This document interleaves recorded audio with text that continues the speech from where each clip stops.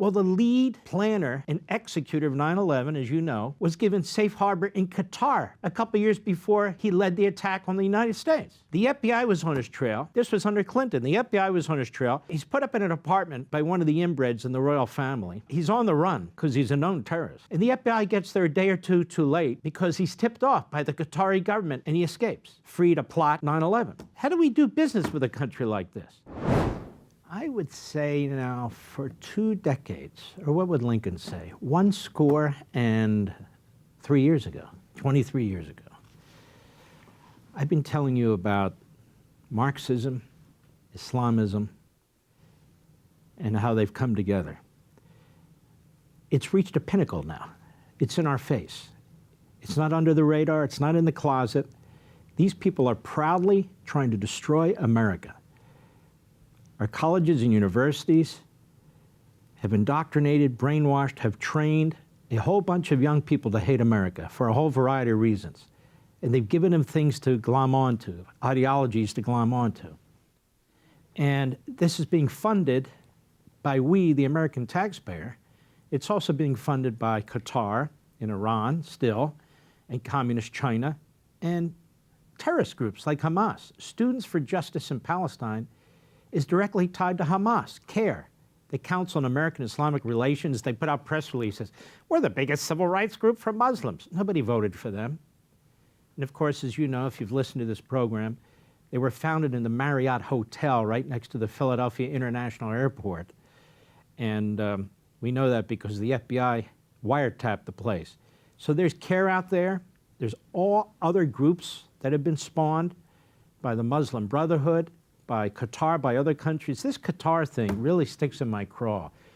The idea that we have politicians on both sides of the aisle, in the executive branch and in the legislative branch, who are bought and paid for by these inbreds, these monarchs, is outrageous. Do you know, in 2022, when they had the World Soccer Games going on there, tens of thousands of workers died. These are foreign workers. This is a country that's population of like 300,000, and they have to have like 1 million workers there to keep their economy going, and they bring them in from Nepal and India, Pakistan, some of these other places, and they enslave these people. They treat them like dirt. And at some point during the summer, in the desert there, it's 125 degrees, something like that. All these stories, you can Google it, or duck it. All these stories out there about how many people die. Tens of thousands of them die. And they just bury them, move on. Some of the people are there for temporary periods of time, but they don't let them go. This is a horrendous regime, a horrendous regime. I don't care about crypto. I don't care about economic summits. I don't care about the planes. This is a lousy, rotten regime. And they've got money in our system. They've got money in our colleges and universities. They've got money in the museum that's been built for our Medal of Honor winners.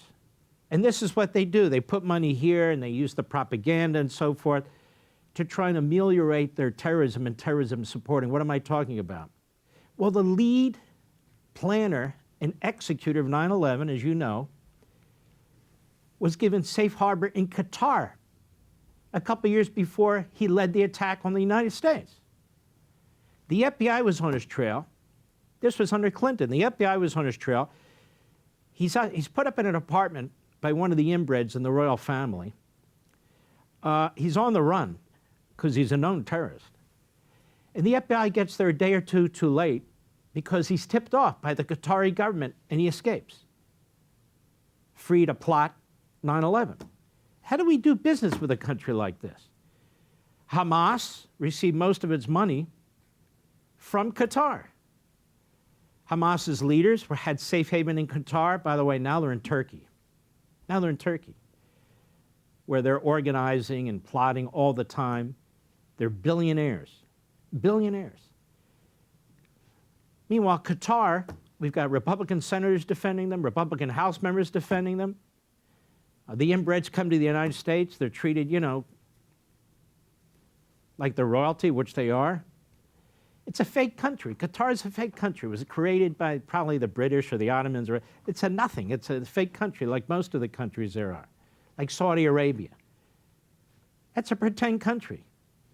And the others, UAE, Bahrain, we'll give this to this one and this to this. They gave them to tribes, Bedouin tribes, and then monarchies. But in any event, the funding for Students for Justice in Palestine, this front group, and they're on over 300 campi in the United States of America, comes from the enemy. A lot of the funding for these entities come from the enemy. And they also come from billionaires and dark money who are Democrats, who support the Democrat Party. Like this Mondami, we now learn, thanks to the New York Post, that his mother, who put out these horrible, quote-unquote, documentaries about Israel and the Jews and so forth, just drenching in hate. The Qataris paid for them. She was on Qatar's payroll. And now the Qataris are backing Mondami for mayor. The sister of the head inbred of Qatar, part of the royal family, obviously, she's been promoting Mondami on all her social media and so forth and so on, all these organizations that are front groups for Qatar. It's really shocking to me, stunning, that the Democrat Party at least doesn't have the guts to come out and oppose him, but no, a lot of them embrace him. So they put on what they call the People's Conference for Palestine in Detroit, Michigan. Why Detroit? Because Michigan has become ground zero. There's several ground zeros, but the ground zero for the Islamists, And so Rashida Tlaib is the Congress idiot from Detroit. She took John Conyers' seat. Now, John Conyers was bad enough, but he wasn't an Islamist. He was a radical liberal, and he wasn't a Marxist. Just a bad left-wing dude, you know, but an old-time left-wing Democrat. Tlaib is second generation in this country. Her parents came here. She's Palestinian. Her parents came here from the territories. Just like Omar, she's first generation. She came here, really rescued from Somalia, and they come here with their indoctrination. They come here with their hateful culture for the United States and Jews and really the West. And this open border stuff has brought a lot of these people into the country, but some of these people are homegrown through the sort of the Marxist ideology. But if you read my book on power, and I really hope you get it, and I really hope you read it, it's very, very important. I have an entire section on this. And it's happening in front of your eyes, and people say, what's happened here? What's happening? It's right in the book, or I discuss it on Blaze, I discuss it on my radio program, I discuss it on Fox. But if you need to see it with your own two eyes, it's in the book, and I explain it in the book, what's taking place, and it's here. Now, you're about to watch some shocking clips. Again, these people aren't underground. They are out there trying to overthrow the United States of America. They are aligned with terrorist organizations. Some of them receive support from terrorist organizations or terrorist states right in front of our faces. Right in front of our faces. And we have a problem. As much as Donald Trump wants to deal with this, and is like no other president can or would, we have these federal judges. We have all this sort of enshrined institutional rot that protects them and defends them. These people should have their asses kicked out of the country. If they're citizens like Tlaib and she's a member of Congress, she should be expelled. She should be expelled for her ties to these organizations and so forth. They're preaching the overthrow of the United States. You know, 50, 60 years ago, that's exactly what would have happened, but we've progressed so much. No, we're regressing. So let's take a listen to her. She is nasty. She is vile. She believes in violence. Just a real piece of work. People's Conference for Palestine, August 29th. Go. They thought they could kill us, rape us, imprison us, violently uproot us from our olive tree farms, starve our children to death, and we would disappear. Well, guess what? Now we're in Congress, and we're every corner of the United States. Y'all, they just don't get it. They just don't get it. By the way, this garb she's wearing, what do they call it? Katifa? It was Arafat who started this. Arafat, who was obviously a leading terrorist, and he was born in Egypt, by the way, leading this movement for Palestine, as they call it. And the Mufti, which I've talked about here in years past, they took on this nomenclature, a Palestinian later under Arafat, but these are Arabs. And there's different types of Arabs, different sects, SECTS of Arabs.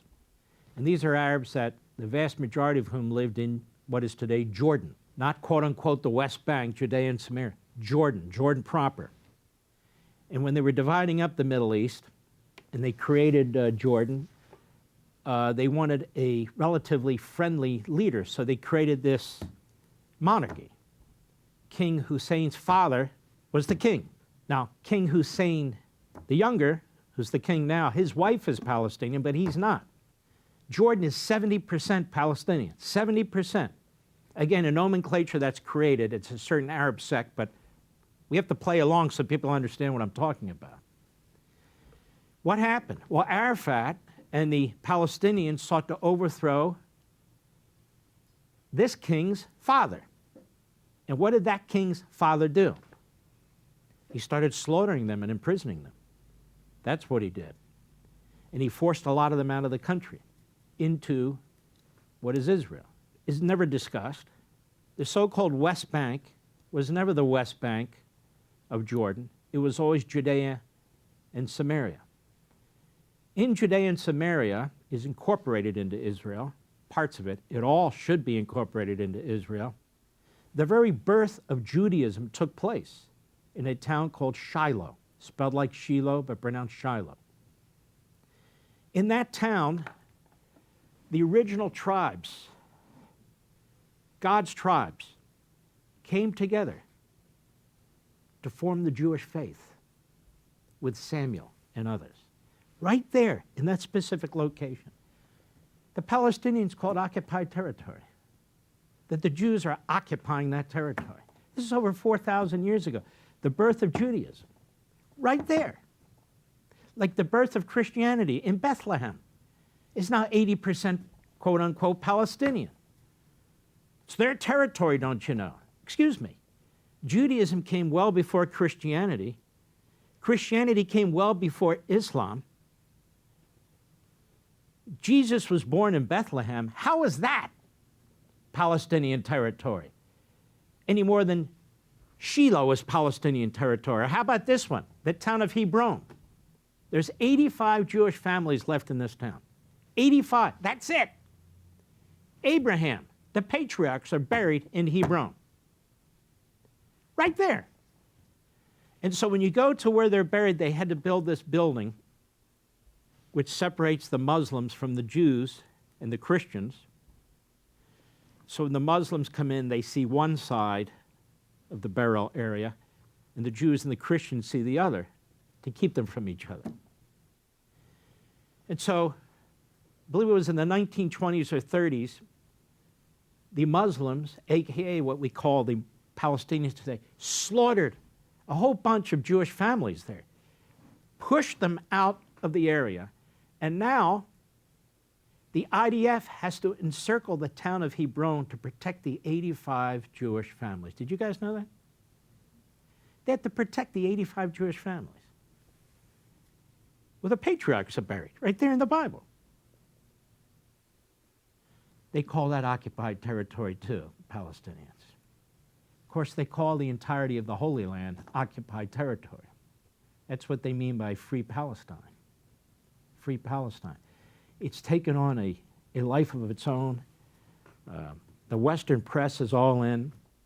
The United Nations is all in. We should leave the United Nations. We should kick their ass out of the country. We should take that land, scrap the building, put a new building there, and create a new international organization of free countries. I've been talking about this, I think, since I was 15 years old.